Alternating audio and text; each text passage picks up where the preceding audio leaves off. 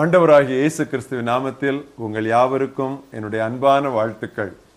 இந்த நாள் தியானத்தின் தலைப்பு ஊர் விட்டு ஊர், ஃபார்வர்ட் பை ஃபெய்த். வாசிக்க வேண்டிய வேத பகுதி எபிரேயர் 11ஆம் அத்தியாயம் 8ஆம் வசனம் முதல் 19ஆம் வசனம் வரை. விசுவாசத்தினாலே ஆபிரகாம் தான் சுதந்திரமாக பெறப்போகிற இடத்திற்கு போகும்படி அழைக்கப்பட்ட போது கீழ்ப்படிந்து தான் போகிற இடம் இன்னதென்று அறியாமல் புறப்பட்டு போனான். விசுவாசத்தினாலே அவன் வாக்குத்தத்தம் பண்ணப்பட்ட தேசத்திலே பரதேசியை போல் சஞ்சரித்து அந்த வாக்குத்தத்தத்திற்கு உடன் சுதந்திரராகிய ஈசாக்காடும் யாக்கோபோடும் கூடாரங்களில் குடியிருந்தான். ஏனெனில் தேவன் தாமே கட்டி உண்டாக்கின அஸ்திபாரங்கள் உள்ள நகரத்திற்கு அவன் காத்திருந்தான். விசுவாசத்தினாலே சாராளும் வாக்குத்தத்தம் பண்ணினவர் உண்மை உள்ளவர் என்று எண்ணி கற்பந்தரிக்க பலமடைந்து வயது சென்றவளாயிருந்தாலும் பிள்ளை பெற்றாள்.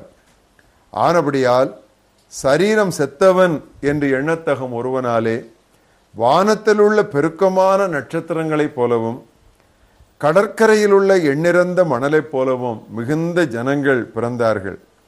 இவர்கள் எல்லாரும் வாக்குத்தத்தம் பண்ணப்பட்டவைகளை அடையாமல் தூரத்திலே அவைகளை கண்டு நம்பி அணைத்து கொண்டு பூமியின் மேல் தங்களை அந்நியரும் பரதேசிகளும் என்று அறிக்கையிட்டு விசுவாசத்தோடே மரித்தார்கள்.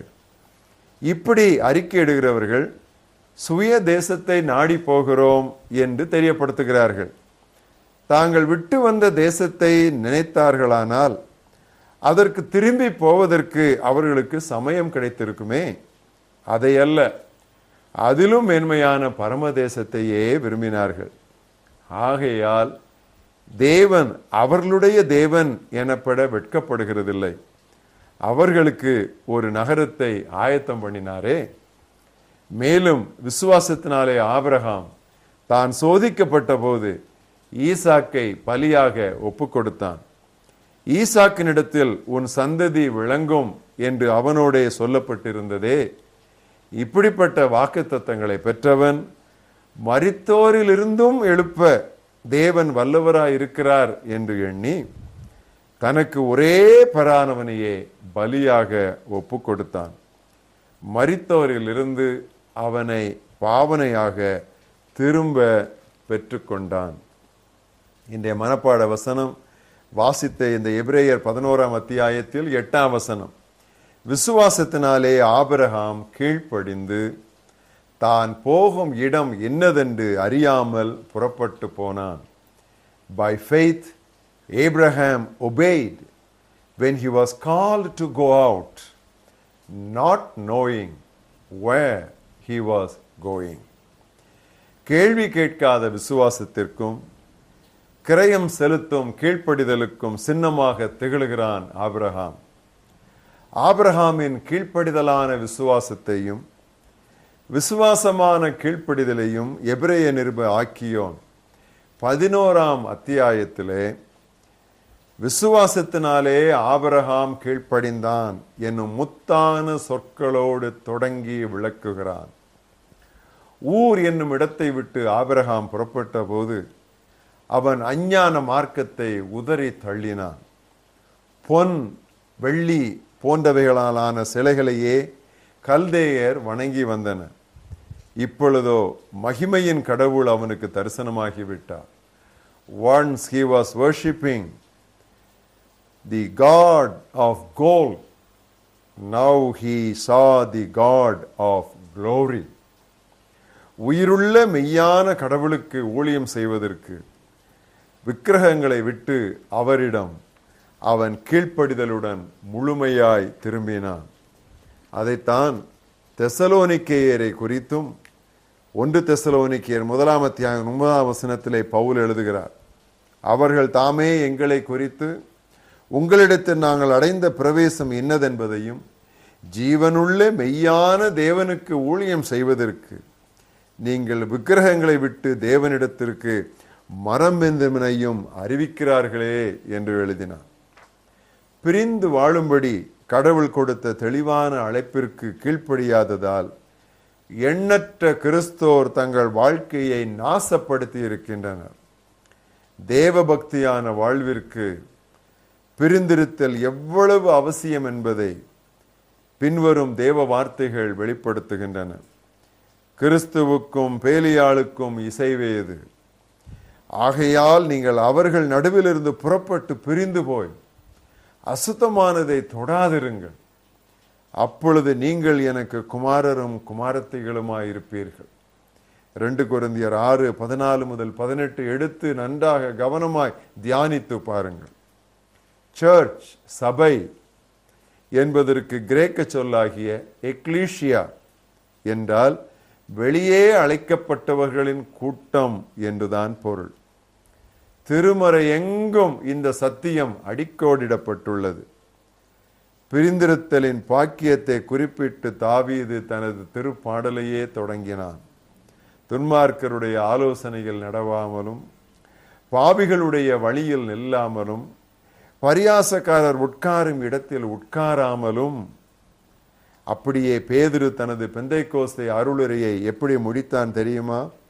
மாறுபாடுள்ள இத்தலைமுறையை விட்டு விலகி உங்களை ரட்சித்துக் கொள்ளுங்கள். ஒளியும் இருளும் பிரிக்கப்பட்டதை விவிலியத்தின் முதல் பக்கமே அறிவிக்கிறது. ஆண்டவர் ஒளி உண்டாகட்டும் என்றார். அதோடு நின்று விடாமல் ஒளியையும் இருளையும் இரண்டாக வெவ்வேறாக பிரித்தார். அப்படியே உள்ளிருப்போருக்கும் வெளியில் இருப்போருக்கும் உள்ள வேறுபாட்டை விவிலியத்தினுடைய கடைசி பக்கம் இவ்விதமாக வரையறுக்கிறது. வெளிப்படுத்தல் 22:14-15 ஜீவ விருட்சத்தின் மேல் அதிகாரம் உள்ளவர்கள் ஆவதற்கும், வாசல் வழியாய் நகரத்திற்குள் பிரவேசிப்பதற்கும் அவருடைய கற்பனைகளின்படி செய்கிறவர்கள் பாக்கியவான்கள். நாய்களும் சூனியக்காரரும் விபச்சாரக்காரரும் கொலை பாதகரும் விக்கிராராதனைக்காரரும் பொய்யை விரும்பி அதன்படி செய்கிற யாவரும் புறம்பே இருப்பார்கள். உள்ளே இருப்போர் புறம்பே இருப்போர். முதலாம் பக்கத்தில் ஆரம்பித்தது கடைசி பக்கத்திலே அது முற்று பெறுகிறது. அப்படியானால் உலகை விட்டு ஓடி விடுவதில்லை. ஆனால் அது கரை நிறைந்த இவ்வுலகின் கண்ணியான வழிகளிலிருந்து நமது மனதையும் உள்ளத்தையும் விடுவித்துக் கொள்ளுதலாகும். வேறொரு நாட்டில் இருக்கும் பரதேசிகளை போல் நாம் நடந்து கொள்ள வேண்டும். அதைத்தான் நாம் இன்று வாசித்த எபிரேயர் 11ஆம் அத்தியாயத்திலே 9-13 வசனங்களிலே வாசிக்கிறோம். விசுவாசத்தினாலே அவன் வாக்குத்தத்தம் பண்ணப்பட்ட தேசத்திலே பரதேசியை போல் சஞ்சரித்தான். அப்படியே 13ஆம் வசனத்திலே இவர்கள் எல்லாரும் பூமியின் மேல் தங்களை அந்நியரும் பரதேசிகளும் என்று அறிக்கையிட்டு விசுவாசத்தோடே மரித்தார்களாம். இதற்காக உலகம் நம்மை கண்டிப்பாக பகைக்கும், ஆச்சரியப்படக்கூடாது. ஆனால் கீழ்ப்படிதலான வாழ்விற்காக அடிப்படையாக நாம் செலுத்த வேண்டிய கிரயம் இதுதான். திருமுழுக்கின் போது பொதுவாக ஒரு பாடலை ஒரு பல்லவியை நாம் பாடுவோம். அதை ஒருபோதும் நாம் மறந்துவிடக்கூடாது. இயேசுவின் பின்னே போக துணிந்தேன், இயேசுவின் பின்னே போக துணிந்தேன், இயேசுவின் பின்னே போக துணிந்தேன், பின்னோக்கே நான் பின்னோக்கே நான், சிலுவை என் முன்னே உலகம் என் பின்னே, சிலுவை என் முன்னே உலகம் என் பின்னே, சிலுவை என் முன்னே உலகம் என் பின்னே, பின்னோக்கே நான் பின்னோக்கே நான், பின்னோக்கே நான் பின்னோக்கே நான். No turning back. I have decided to follow Jesus. The cross before me, the world behind me. விசுவாசத்தினாலே ஆபிரகாம் கீழ்ப்படிந்து தான் போகும் இடம் இன்னதென்று அறியாமல் புறப்பட்டு போனான். எங்கள் மகாபெரிய தேவனே, ஆபிரகாமின் அருமையான சாட்சிக்காக நாங்கள் உமக்கு நன்றி சொல்லுகிறோம். நீர் அவனை எங்களுடைய விசுவாசத்திற்கு, விசுவாசிகளாகிய எங்களுக்கு தகப்பனாக மாற்றினதற்காக நாங்கள் உமக்கு நன்றி சொல்லுகிறோம். அவருடைய பிள்ளைகளாகிய நாங்கள் அவருடைய விசுவாச அடிச்சுவடுகளை நாங்கள் கர்த்தாவே பின்பற்றி செல்ல நீர் எங்களுக்கு உதவிதார். போகிற இடம் என்னதென்று தெரியாமலே அவ்வளவு அருமையாக அவன் கீழ்ப்படிந்தானே. நாங்கள் எங்கே போக வேண்டும் என்று தெரிந்தாலும் கீழ்ப்படிய மறுக்கிறோமே, தயங்குகிறோமே. கர்த்தாவே, ஆதி பக்தர்களுடைய விசுவாசத்தையும் கீழ்ப்படிதலின் ஆவியையும் நீர் எங்களுக்கு தரமாட்டீரா என்று உம்மை நோக்கி நாங்கள் கெஞ்சுகிறோம். இந்த அருமையான நாளின் தியானத்திற்காக நாங்கள் உமக்கு நன்றி சொல்கிறோம். உலகம் எங்களுடைய கண்ணோட்டத்திற்காக எங்களை பகைத்தாலும் அதை நாங்கள் செலுத்த வேண்டிய கிரயம், அது எங்களுடைய சிலாக்கியம் என்று நாங்கள் எடுத்துக்கொண்டு முன்வைத்த காலை பின்வைக்காமல் பின்னோக்கே நான் பின்னோக்கே நான், சிலுவை என் முன்னே உலகம் என் பின்னே என்று சொல்லி உம்மை பின்பற்றி நாங்கள் முன்னேறிக்கொண்டே இருக்க எங்களுக்கு உதவிதாரும். இந்த பாடல் எப்பொழுதும் எங்களுடைய வாழ்க்கையிலே எங்கள் காதுகளிலே தொனித்து கொண்டே இருக்கும்.